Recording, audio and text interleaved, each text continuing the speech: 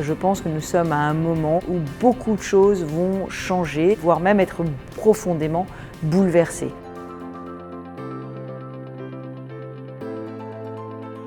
J'ai décidé d'investir 28 milliards d'euros dans la rénovation complète des transports, d'abord les transports ferrés. Ça concerne aussi les bus, où nous allons faire la révolution des mobilités propres. J'ai voulu qu'on remette à l'ordre du jour l'idée que la route pouvait être porteuse de progrès. Et l'idée, c'est quoi? C'est d'y faire rouler du covoiturage, d'y faire rouler des véhicules autonomes, et puis une convergence entre le véhicule individuel et les transports en commun.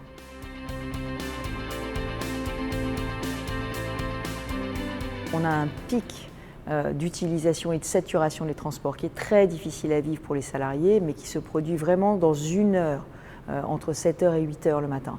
Donc on a besoin de lisser. Nous, à la région, on a mis 80% des agents du siège en télétravail volontaire, 1 jour ou 2 jours par semaine. Nous développons 1000 lieux de coworking, dont 150 lieux de micro-working dans les gares. C'est la possibilité de travailler 1 heure dans sa gare et de prendre le train suivant. Et donc l'idée, c'est aussi que les DRH nous aident à lisser ces heures de pointe en acceptant des amplitudes horaires. Ça suppose une nouvelle gestion des ressources humaines, puisque contrôler le télétravail, c'est pas tout à fait pareil. Concentrer les réunions entre 10h et 15h, ça suppose aussi toute une ingénierie, mais on pourra utiliser à plein les infrastructures au lieu de les utiliser vraiment au pic du matin et au pic du soir.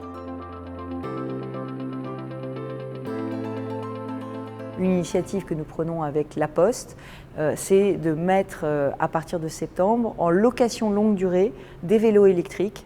Il y en aura 10 000 qui seront mis en circulation dès septembre. On montera jusqu'à 20 000 à la mi-2020. On propose aussi toute une série d'initiatives pour inventer des nouvelles mobilités. Les communes peuvent nous faire des propositions de mise en place de services de transport à la demande. Tout ça converge pour que petit à petit la mobilité devienne un service que nous apportions à nos concitoyens.